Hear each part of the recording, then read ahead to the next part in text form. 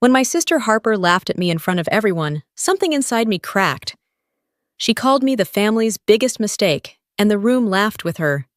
They stripped my name from the records, branded me a traitor, and left me standing alone under those fluorescent lights, humiliated and erased. My name is Mabel Hayes. And that night, I swore I'd never beg for their approval again. One day, I'd speak just 3 words, and every single one of them would finally listen.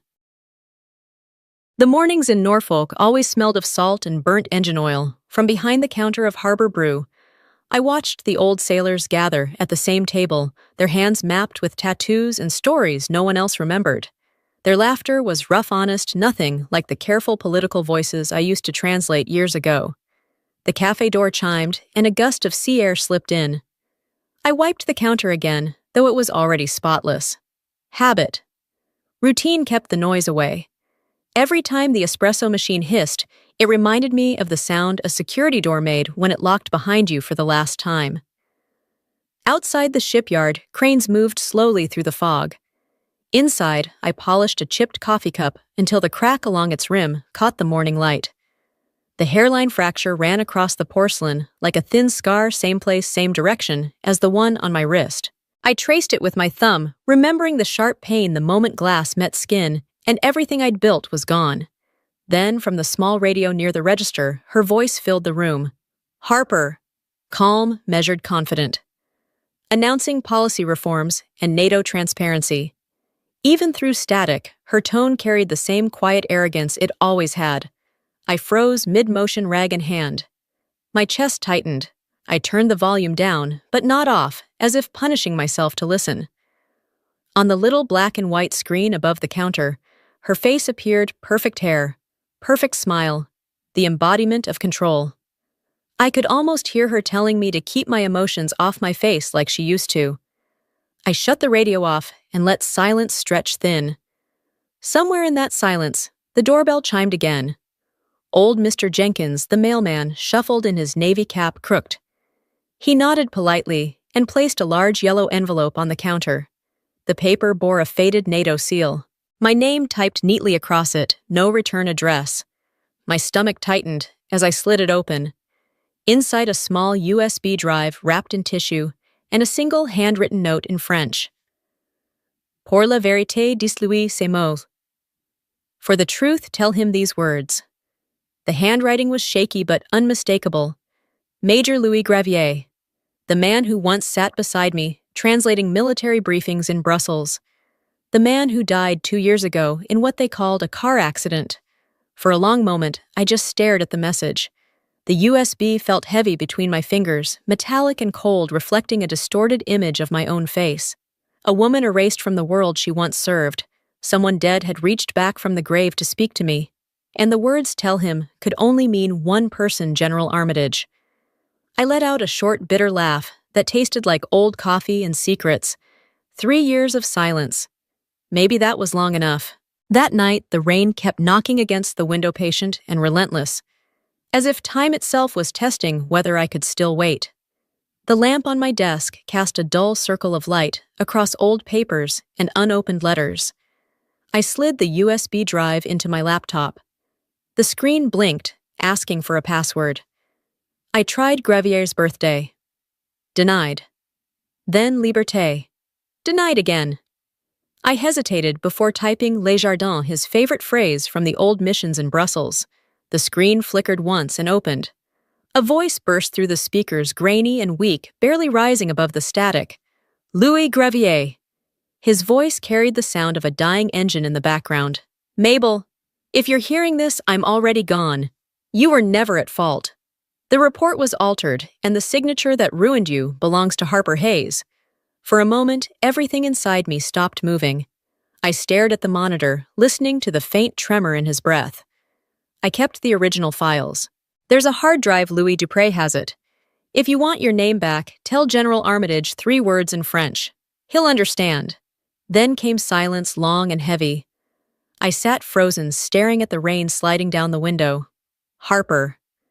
The sister who once told me that justice was naive, that in politics, truth had to bow to survival.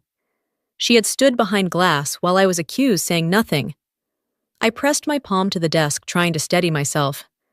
Outside, the streetlights bled through the rain like melted gold. I didn't cry. I hadn't cried in years. I only felt something locked inside me begin to move again, the pulse I used to feel before a mission that moment, when fear gave way to clarity. At dawn, I found myself walking to Ethan Duran's office. He'd aged, but the steel in his eyes hadn't. I handed him the USB. He listened to every word of Gravier's message without interruption, then leaned back and said, "It's not over. Harper's scheduled to appear with Armitage at the NATO conference next week." I frowned. She's still trusted barely. Armitage suspects a leak inside, but no proof. You showing up might remind him what he lost when they silenced you. He reached into a drawer and slid over a laminated pass. "A service badge. No one notices the servers. You'll have access to the room. The tray's handle has a built-in camera and mic. Record everything." I held the badge, my fingers trembling not from fear, but from the strange electric calm of old instincts returning. "Harper and Armitage will share the head table," Ethan added. "Your job isn't just to watch. He needs to hear you say those 3 words, and if I fail, then you lose your last chance to clear your name." I nodded. "Then I won't fail." 3 days later, I left Norfolk behind. The apartment smelled of sea air and cleaning polish when I locked the door. I placed my folded uniform, the one I once wore with pride, into a wooden box and slid it under the bed. The USB, the badge, and my father's photo were all I carried. On the bus to Washington, rain traced crooked lines across the windows. I replayed Gravier's voice again and again. "It wasn't you, Mabel. It was Harper." Each repetition burned the truth deeper, replacing grief with resolve. A memory cut through the hum of the road, the NATO hearing room, 2019. The white lights, the smell of paper and ink. Harper standing behind the one-way glass, watching me fall. I used to think her silence was pity. Now I knew it was calculation. When I arrived in D.C., the city felt colder, sharper. The hotel Ethan arranged was plain anonymous. In the mirror, I barely recognized the woman staring back, older, yes, but harder to break. My phone buzzed. A message from Ethan: "Harper will host the head table with Armitage." Dupré confirmed attendance. I unzipped the garment bag. Inside lay a crisp white shirt and a black apron, the uniform of the invisible. I ran my hand over the fabric, thinking how poetic it was that the world that erased me would now look straight through me again. I brewed a cup of coffee, watching the steam rise in slow spirals. 3 years ago, they destroyed my life over a mistranslated sentence. Tomorrow, I would translate something they couldn't twist justice itself. Just as I set the cup down, my phone buzzed once more. A new message, no name attached. "Pour la vérité. Don't fail this time." Signed only with a single letter, H. Harper's initial, or someone inside her circle. I didn't know which possibility was worse, but I knew one thing: the silence was over. The game had begun. The gala hall glittered under warm gold light flags of NATO, the United States, and France, hanging in perfect symmetry above polished brass and glass. I moved among officers and diplomats, invisible in my black and white uniform name tag reading M. Hall. The tray in my hands hid a camera. The earpiece in my hair carried Ethan's voice. Cameras live. Dupré just arrived. Harper's walking him to the head table. Armitage is with them. I turned toward the center. Harper moved through the room like a politician, walking down a red carpet, navy dress hair, pinned tight, confidence radiating off her like perfume. She didn't see me, or maybe she didn't want to. I poured wine for a table of junior officers, pretending not to notice the cluster of high ranks behind me. Armitage sat at the head posture, straight eyes sharp. The same man who once called me the sharpest mind I've seen. Hearing his voice again, the steady weight of command nearly undid me. Harper turned just as I set a glass down. Her gaze met mine, steady and cold, before she smiled. "Didn't expect to see you serving wine, dear. The military must miss your translations." A few guests laughed.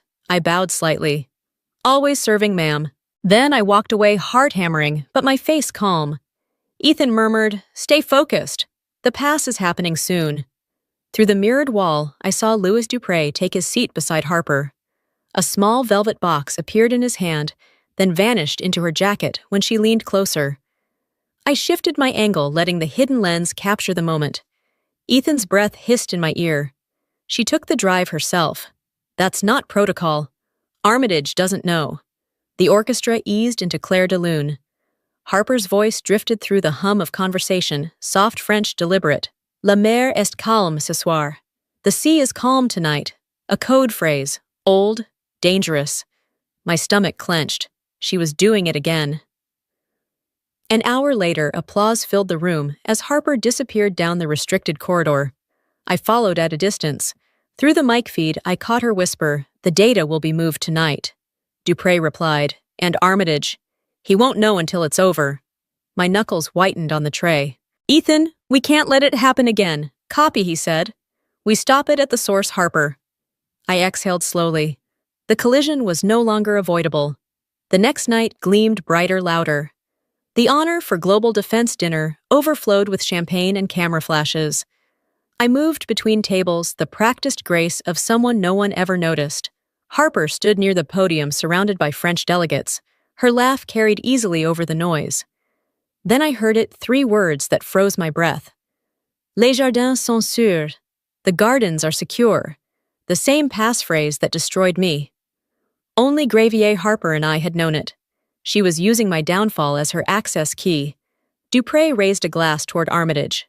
"To peace, monsieur," Ethan whispered through static. "That's the pass key. He's spiking the toast." Harper gave a small nod. Armitage lifted his glass. Around us, 1,000 conversations blurred into one steady hum of deceit. I stepped forward, voice steady calm. "Ne buvez pas, mon général." "Don't drink, sir." The room froze. Armitage's hand stopped midair. Recognition flickered. "Mabel Hayes," he whispered. Harper paled but forced a smile. "My sister loves dramatics." I pressed the small trigger on my wrist. The feed from the tray streamed live to the security screens. The image appeared behind them. Harper accepting the drive, whispering the code, sealing her guilt. Armitage lowered his glass. Shut the doors. Guards moved fast. Dupré was seized. Harper's phone confiscated. Technicians confirmed the drive held an exact copy of the 2019 leak, stamped with her digital signature. Armitage looked at me, his voice quiet but fierce. "You were right all along." Harper tried to speak. "You don't understand. I was ordered." "No order excuses betrayal," he said. I stood still, the weight of 3 years pressing and lifting at once.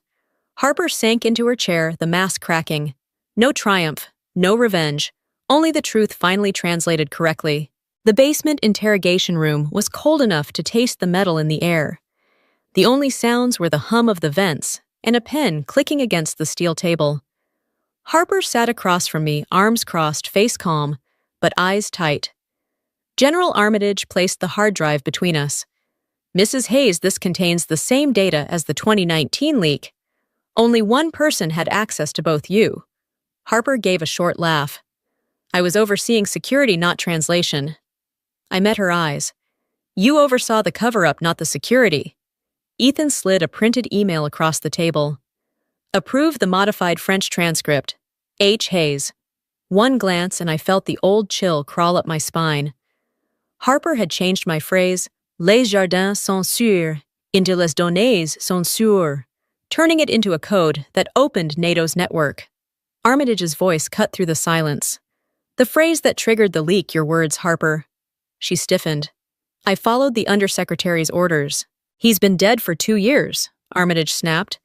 "You continued after his death." Her face went still. The lie collapsed.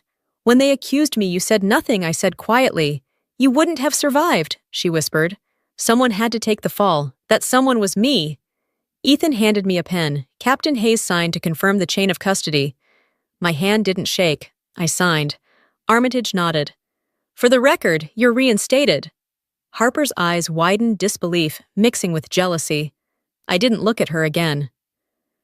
The room felt like a morgue, too white, too bright. Only Harper and I remained. Why Harper? Because silence protects power, power protects survival, and who protects truth? She smirked. "Truth doesn't feed families, Mabel." "No, but it lets you face them." Ethan entered, dropping a file. "Every transaction since 2020, your encryption key, 200,000 from Dupré through a NATO shell company." That was consulting. Harper snapped. Then why hide it? Ethan shot back. Armitage watched from behind the glass. I leaned forward. You could have told me. I would have protected you, like I protected you. Her voice trembled now. You've exposed people above me. They'll bury you. Maybe I said, but this time I'm already standing on the grave. The guards led her out. The steel door closed like a full stop on 3 years of silence. Armitage handed me a small envelope, my reinstated military ID. You earned it back, Captain. I looked at it, then set it down. No, sir. I just borrowed it long enough to finish what I started. I walked out into the dim hallway, carrying nothing but the quiet that finally felt like peace. By morning, the city roared with headlines. Pentagon cover-up exposed. Senior advisor under investigation. I watched from my NATO quarters. Harper's face glowing on-screen flawless makeup, perfect posture, and eyes that almost hid the tremor beneath. A crisis meeting followed. Armitage's voice cut through the noise. We'll go public. The press already knows, but this time it's told right. He looked at me. You'll stand beside me. It's your name we're clearing. I nodded. Not for redemption, just to end the silence. The international press conference mirrored the hearing from 3 years ago, but this time I stood at the front. Armitage announced Captain Mabel Hayes has been exonerated. The truth survived silence. I faced the microphones. I have no statement, only gratitude to those who believed the quietest voice in the room. Then Harper entered uninvited. Flashbulbs flared. You think you've won, she spat. I didn't win. The truth did, I replied. Her confidence cracked. Cameras clicked as she walked away. Armitage later confirmed she'd filed to cooperate her way of admitting guilt. When it ended, I stepped onto the balcony. Ethan asked softly, Feels good, no? I said, watching the city lights. Just right. I left D.C. at dawn fog, curling low over the highway, and drove back to Norfolk. The apartment greeted me in silence. Same walls, same smell of dust and coffee grounds. I set my bag down and turned on my father's old computer, the one he'd used for classified translations decades ago. Buried inside a hidden folder, I found a single document, Hayes Protocol TXT. The first line read, If they silence you, truth will find its own translator. I stared at the words for a long time. It felt like my father had written them for this very moment. He must have known his daughters would choose opposite paths, one chasing power, the other defending truth. A week later, Armitage called. Harper's cooperating, he said. She gave us 6 names tied to the cover-up. And her, I asked. Probation and permanent dismissal. It's the best she'll get. I said nothing. Part of me wanted to feel relieved, but the rest just felt heavy. Family broken or not, still lived under your skin. That evening, Ethan stopped by and placed an envelope on my table. Official reinstatement, he said. You're clean, Mabel. Officially and forever. I gave a quiet laugh. Clean, but never simple. Later, I walked down to the harbor. The sea was gray and still. Harper stood there in a long coat, eyes hollow from sleepless nights. They'll ruin me, she whispered. You did that yourself, I said. She looked at me, voice thin. Do you ever stop believing in truth? No. It's the only thing that kept me alive. She reached into her bag and handed me a small blue notebook. My notes from the meetings. Maybe they'll help you understand. Then she turned and walked away without a glance back. I opened it. Each page was written in French, detailing every NATO meeting she'd attended. The first page held only 3 words in blue ink. I chose wrong. The notebook listed code names, officials, handlers, buried alliances. A quiet confession disguised as cooperation, a final act of redemption. I closed it and looked toward the horizon. For the first time, the wind off the bay didn't feel cold. It simply felt clean. 2 months later, a letter arrived from the Department of Defense. The envelope was thick, embossed with the NATO seal, the kind of paper that used to make my heart race. Inside it read, Captain Mabel Hayes is invited to rejoin the NATO Intelligence Advisory Board. I folded it neatly and set it aside. I knew I wouldn't go back. 3 years of exile had taught me something the system never could, that justice doesn't live in offices or medals. It lives in the quiet certainty of knowing you were right when no one listened. Instead, I opened a small classroom at the city library, teaching free French lessons to veterans. Men with silver hair and trembling hands traced letters on worn notebooks, pronouncing each word like it might bring them closer to the lives they once knew. One afternoon, a man raised his hand, smiling shyly. "Ma'am, what does ne buvez pas mean? We keep seeing it on the board." I smiled back, my voice soft but clear. "It means, don't drink what poisons your conscience." The room went still. The fluorescent lights hummed. For a moment, every face around me seemed younger, lighter freed. Outside the window, the late sun stretched across the harbor, turning the water gold. I touched the faint scar on my wrist. It didn't ache anymore. In my bag rested two objects, the blue notebook Harper had given me, and the USB drive from Grevier. Between them lay everything that mattered, the real history of our family, written not by power, but by courage. I ran my fingers over the notebook's worn cover, hearing Grevier's voice again. "For the truth," he said, "say those words." I had said them, and because of that, I could finally keep silent for the rest of my life. Not out of fear, but peace. The kind of silence that doesn't hide the truth, but honors it.